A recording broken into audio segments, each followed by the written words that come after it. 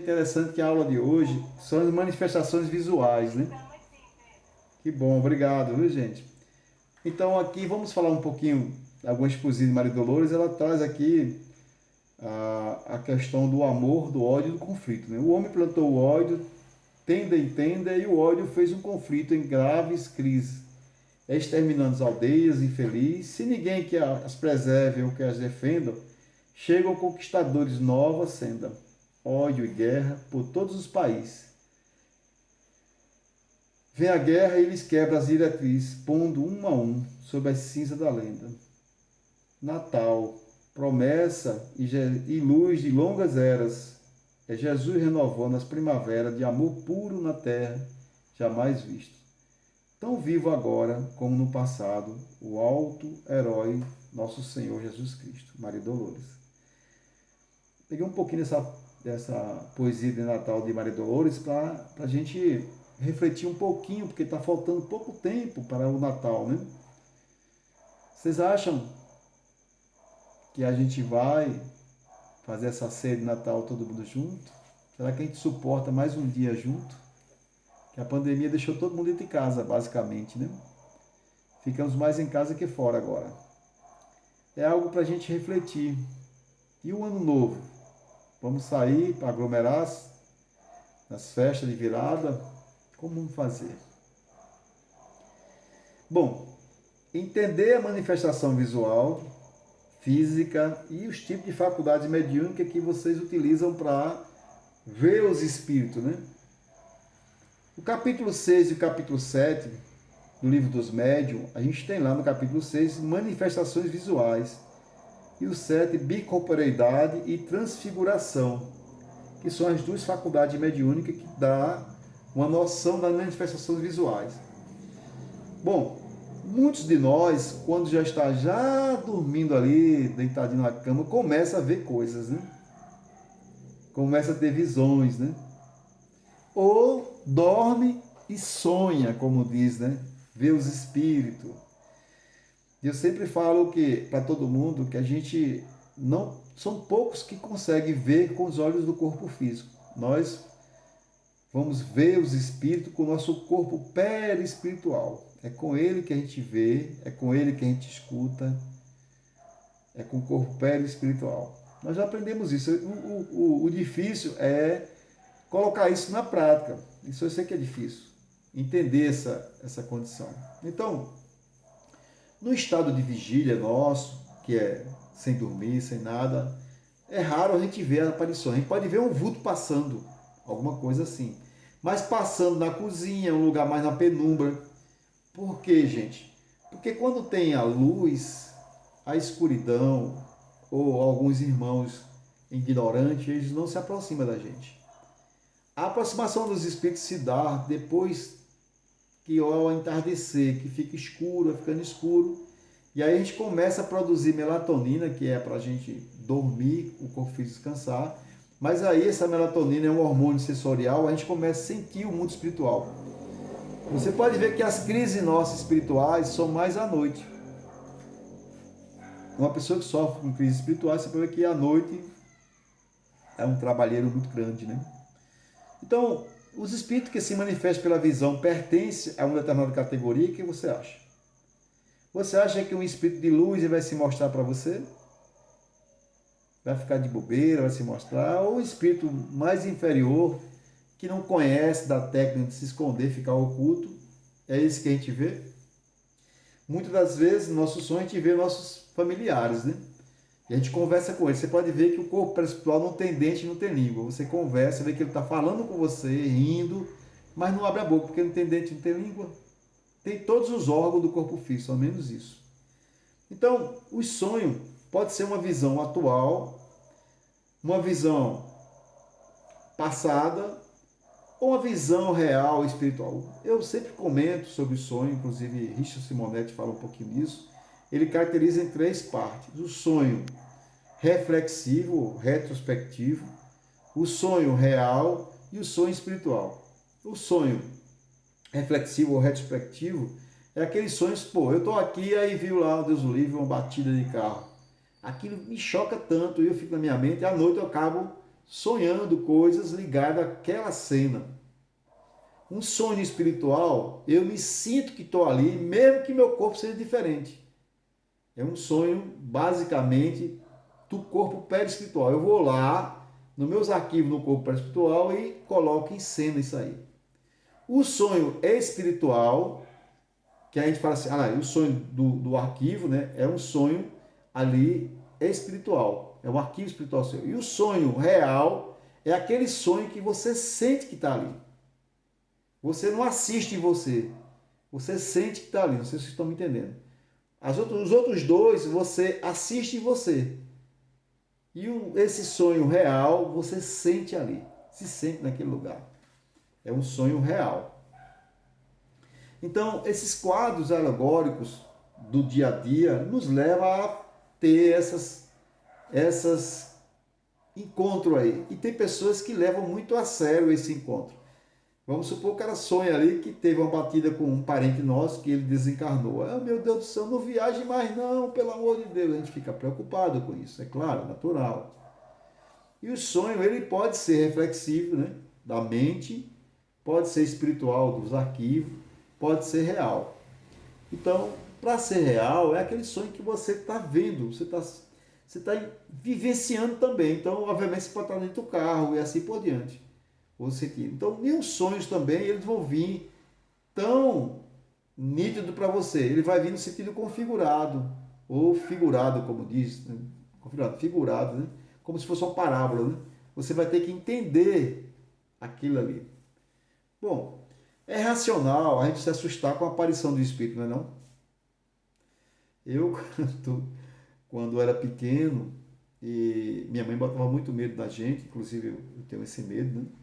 Que dizia o seguinte, os ciganos vão lhe roubar, não sai na rua não. Aí eu ficava com medo dos ciganos. Para mim, toda mulher com aquela roupa com saiona grande, com um negócio na cabeça, era cigano. E não saía na rua com medo de cigano roubar. Minha mãe disse, você é um menino tão bonitinho, eu vou querer roubar você. Eu realmente era bonitinho, né? Agora que eu fiquei mais feinho, né? Brincadeira, gente. Então, eu vi esse cigano. Como é que você via, Pedro? Eu fechava os olhos, fazia tudo, gente. Estava lá vendo esses irmãos que apareciam na minha frente e me assustavam. Porque eu via com que corpo? Com o corpo perispiritual, que é igual a esse corpo, só não tem dente e língua. A mesma coisa as pessoas que escutam dentro dela, se mate, a vida não presta. E a gente pensa que a voz é nossa. Olha, ele está lhe traindo. Eu tive uma intuição que meu marido está me traindo. Oh, que coisa. Os espíritos são danados. Se eles influenciam muito mais do que a gente imagina, né? Então a gente precisa entender isso e conversar com esse pensamento. Você não está ficando doido, não. Entendeu? Mas você precisa conversar. Colocar para ele uma outra situação. O espírito fala assim, se mate, não presta não sei o quê. Eu amo minha vida, vou me matar. Ô meu irmão, tudo bem, você quer que eu faça isso. Mas imagine só, eu adoro minha vida. Você está no lugar errado. Aí eu oro para quem agora, pessoal? Para o meu anjo guardião, para ele tirar o espírito. Não é falando com o espírito, querendo tirar o espírito, porque eu estou encarnado, ele está desencarnado. A vantagem é dele. Ele está com vantagem. Entendeu? Então, as aparições, propriamente dita, ocorrem no estado que a gente está basicamente acordados, né? Porque à noite muitos de nós não lembramos de nada. Deita, plá. E quando acorda, bota a mão na cabeça, passa, aí desmagnetiza tudo, esquece tudo. Então, como é difícil. Eu trouxe aqui a pirâmide, as esferas espirituais. Lá em cima na pirâmide está lá os espíritos puros. Consegue ver o espírito puro? Quem é espírito puro? Jesus. É só energia, não tem corpo espiritual. Não tem como ver Jesus. Na segunda ordem, aí os espíritos superiores, espírito de sabedoria, sábio, benevolente, esse sim, a gente pode ver que não tem perispírito. Terceira ordem, já estão os espíritos muito mais densos. Esse a gente vê mesmo, são os vultos. Entendeu? Os vultos estão lá. Quando ele não quer ser visual, eles vão se tornar físico, batida na porta. A água do chuveiro abre sozinha, a torneira abre sozinha. A sandália some de lugar, a gente botou ali, a gente sabe que botou ali, daqui a pouco está em outro lugar. Então, essas classes de espírito, que a gente tem 10 classes de espírito em 3 ordens espiritual, se você se imaginar aí, imagine, ó, o que já alcançaram a perfeição, a gente não está nessa primeira ordem, com certeza nós não estamos. Na segunda ordem, predomina o espírito sobre a matéria, o desejo de fazer o bem. Por exemplo, você vai andando agora para assistir uma aula aqui e perde 100 reais. O que é que você faz? Vai assistir a palestra, vai voltar procurando 100 reais. Será que o desejo do aprendizado, fazer o bem, está maior do que o material? A pessoa vai, você foi, deu um troco a mais, ó, 10 reais a mais. Será? Ou a pessoa deu para você 50 reais a mais de troco. Você devolve?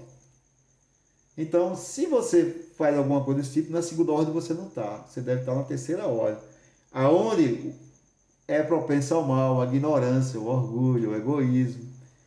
E aí as intuições aí muito mais fortes ligadas ao ego, né, gente? Por exemplo, todo no meu trabalho eu descobri que tem um amigo meu que ele me prejudica, fica falando pro chefe coisas que não existem. E aí? Eu desejo fazer o bem para ele. Enquanto ele está fazendo o mal para mim, eu estou dizendo ao chefe, a todo mundo, que ele é um dos melhores profissionais na empresa que tem. Eu faço isso ou eu vou também de contra ele? Olha, olha em que ordem você está aí. Analise direitinho. Nessa ordem, terceira ordem aí, gente, é onde tem as 5 classes, né? Na segunda ordem tem 4, na primeira ordem só tem uma ordem só, uma classe só, que é puros. Aqui embaixo tem os batedores, os perturbadores, os neutros, não faz o bem, não faz o mal. Os pseudo sábios, né, que tem muito conhecimento, mas são ignorantes demais. Os levianos, que ficam ali a favor daquele que prega realmente o medo para ele. E os impuros. Bom, é difícil, né? Para a gente entender essa manifestação visual, a gente tem que saber esse perispírito, esse corpo fluídico, que é ele que a gente sai com essa roupa aí, com a túnica especial que o Cristo falou. Então esse corpo fluídico se dá o nome de perispírito. É uma substância aurida do fluido universal, quintesseado, né? Essa semi, é uma semimatéria, né? E o perispírito ele é menos etéreo conforme o mundo e o grau de depuração do espírito. Nós somos planetários. Nós não só reencarnamos na Terra, né? Mas para ir para outro planeta tem que ter todo um trabalho no perispírito. O perispírito tem essas propriedades, assim, plasticidade que muda-se, né? Tem espírito que vira cavalo, vira boi preto, vira urso, vira não sei o que, tá? A plasticidade. Vira na fisionomia do seu pai, da sua mãe, para ilubriar a pessoa, mentir. Densidade, ou seja, tem peso. Segundo os espíritos, tem até estudo a isso, que você pode estar no YouTube. Na hora que um moribundo, uma pessoa desencarna, e os caras medem mais ou menos, dá quase, acho que é 15 gramas, o peso que fica no corpo perispiritual. Subtrai, dá mais ou menos isso aí. Até 20 gramas, pessoal, está muito primitivo, está muito atrasado. Mas como a gente está vivendo já no ano de 2020, creio que está todo mundo já numa condição de pelo menos pesar 10 gramas, 12 gramas. Mas nossa preocupação é malhar o corpo físico, ir para academia. Mas ninguém quer malhar o corpo perispiritual, ou seja, se modificando, se melhorando. Então, o que a gente vai ver da propriedade do perispírito, que é a manifestação visual, é a visibilidade. Então, o espírito ele pode se tornar visível, ele pode se tornar sensível, ele pode se tornar, ter uma expansividade. Vou colocar uma foto aqui, ó. Você veja que tá essas duas moças na foto aí, e tem alguma coisa aí que eu coloquei uma seta vermelha para você ver que tem um espírito ali do lado dela, daquela moça, que pode ser um familiar dela, né? Esse revestimento perispiritual é bacana porque nos dá o formato de um ser, entendeu? Mas você pode perder esse revestimento, ter a segunda morte. A gente já aprendeu, virar ovoide, fica sem formato, como se fosse um capacete de moto e o olho só aqui e fala com muita dificuldade. Tem muitos espíritos no mundo espiritual como formato de ovoide, né? Então, pergunta-se, por que certas visões são mais frequentes nas doenças? Quando a gente está muito doente, muito debilitado, a gente começa a ver situações. Então, as aparições, as manifestações estão ligadas à saúde da gente, Às vezes a pessoa está doente, vai ser no hospital lá e fica daquele negócio, aí baixa muito lá a situação, morre, mas não morre, como diz o pessoal, e começa a ver os parentes, os familiares, né? Aí eu vi fulano, ixi, já vi, é sinal que ela vai morrer, né? A gente fala logo isso. E assim por diante. Bom, uma foto aqui muito interessante, esse rapaz tirando a foto dele, tem uma senhorinha lá atrás, ó, orando ali. É um espírito, viu, gente? Então, Pedro, eu queria ver muitos espíritos. Ah, eu adoraria ver os espíritos. Eu já pedi tanto, não era? Eu me lembro que quando eu tive o contato de conversar com o médium, né, que era, e aí eu perguntei para ele, o que é que eu faço para tirar isso de mim? Porque eu não quero pagar mico, não. E aí, quando eu fui estudar, eu soube então e sei que a mediunidade, a faculdade mediúnica, ela é orgânica, desenvolve nossos órgãos. E os 7 chakras que a gente conhece, que dá ensino à glândula endócrina, né? E aí está ligado aos órgãos. Não tem jeito, não tem como tirar. A gente pode até perdê-la, pode até bloqueá-la e assim por diante. Bom, toda e qualquer faculdade você pode treinar, desenvolver. E tem gente que não vem com aquele dom, mas quando chega aqui faz a parte social e assim poder desenvolve aí os dons mediúnicos, né? Como eu falei, quando está aqui, você está querendo fazer o bem, espiritualmente tem milhares querendo fazer o bem. Isso pode, em qualquer momento, uma pessoa desenvolver uma faculdade que não estava ali no seu perispírito.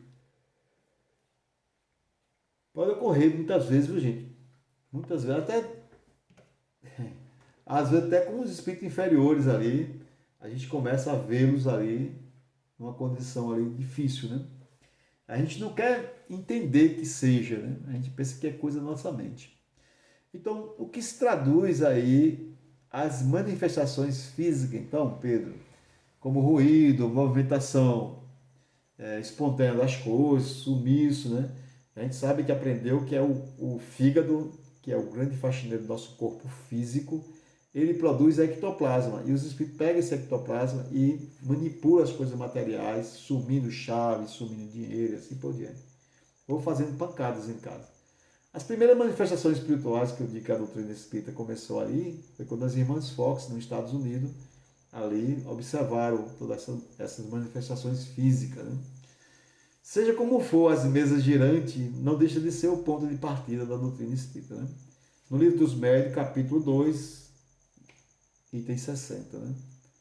A gente vai ver também aí, gente, que a produção dos fenômenos necessários é necessário pessoas dotadas para aptidão para isso aí. Então, para fazer uma manifestação física, tem que ter um médio de efeito físico.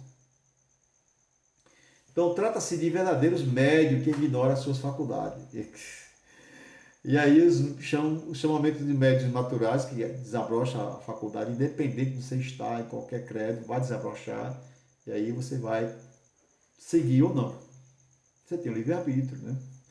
De todas as manifestações espíritas, as mais simples e frequentes são as de ruído e pancadas. É o que vocês ouvem na sua casa, né? Os ruídos, as pancadas. Eu estava falando, foi atender uma pessoa e eu perguntei para ela que eu vi os 2 espíritos no corredor da casa dela. Se alguém bater na janela, eu disse, ixi, tanta vez, Pedro, eu nem vou abrir, que eu tenho medo. Digo, não abra não. Diga como o Luiz Gonzaga fala. De onde vem? Venha com Deus, segue com Deus. A gente não vai dizer quem é. Oh, nada disso não. Ou de casa, ou de fora. De onde vem, venha com Deus. A bicorporeidade, gente, é um fenômeno que a pessoa é vista em 2 lugares, que é o fenômeno de dupla vista, né? A gente tem algumas histórias aí. A transfiguração, o próprio Jesus transfigurava na sua comunicação espiritual. Então, a bicorporeidade ou dupla vista é semelhante a um sono nesse fenômeno. O espírito se liberta temporariamente. Por exemplo, estou aqui falando com vocês, eu fico parado um pouco e aí eu me apresento em outro lugar e as pessoas vão me ver nesse lugar. É o fenômeno de bicorporeidade ou dupla vista. Então, há uma ligação com o meu corpo físico, fica aqui, sem romper isso, é claro. E aí, as pessoas que têm evidência naquele local vão me ver. Oh, mas todo mundo pode lhe ver, Pedro? Então, pode, como já teve um caso aí de bicorporeidade com Santo Antônio de Pádua, né? na Espanha, no tempo em que ali pegava seu pai, né, que se encontrava em Pádua, e ia sendo levado ao suplício, acusado de assassinato. Nesse momento, Santo Antônio aparece, demonstra a inocência do pai e dá a conhecer o verdadeiro criminoso, que mais tarde sofreu o castigo, e constatou-se que naquele momento Santo Antônio não havia deixado a Espanha. Ele estava na Espanha e apareceu nesse lugar, em Pádua, né, na cidadezinha dele, para salvar o pai dele. E as pessoas o viram lá e aí deu testemunho. Né? A transfiguração, a gente já falou de Jesus ali e assim por diante. Então, admite-se, a princípio, que os espíritos podem dar ao seu perispírito todas as aparências que for. Com certeza, a praticidade. Tem espírito que está desencarnado para enganar uma pessoa, ela se transforma ali, fica parecida à nossa Santa Mãe, ou pai da gente.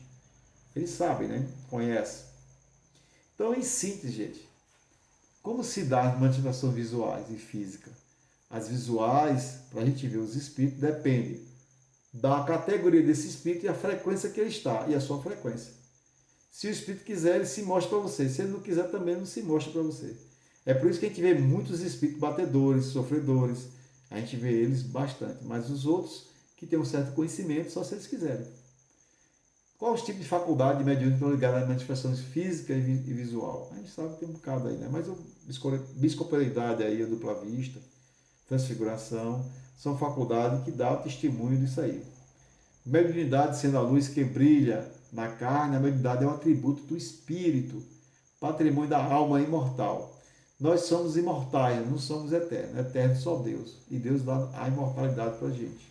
Que é o elemento renovador de posição moral da criatura terrena. A gente precisa dessa imortalidade para que nós possamos aí, durante esse percurso, evoluir, crescer.